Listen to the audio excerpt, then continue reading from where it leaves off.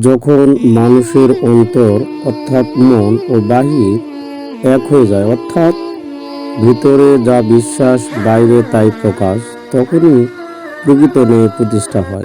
ইসলাম আমাদের শিখিয়েছে মুমিনের সবচেয়ে বড় পরিচয় হলো সত্যবাদিতা ও আমানতদারিতা।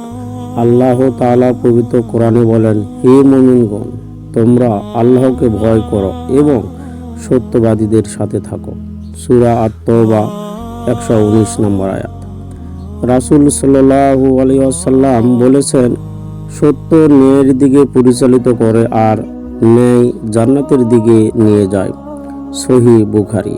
যে মানুষের অন্তর পবিত্র সে ভণ্ডামি করে না, তার মুখে সত্য, কাজে ন্যায় আর চরিত্র আমানত থাকে।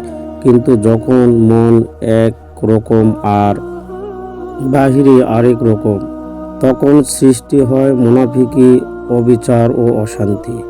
অতএব ন্যায় প্রতিষ্ঠা প্রথম শর্ত হলো অন্তরে তাকওয়া, কথায় সত্য, কাজে সততা, মানুষের হক আদায়। আসুন আমরা নিজেদের ভেতরের পরিশুদ্ধ করি, যেন আমাদের মন ও বাহির এক হয়ে যায়। তখনই পরিবার, সমাজ ও রাষ্ট্রে প্রকৃত ন্যায় প্রতিষ্ঠিত হবে ইনশাআল্লাহ।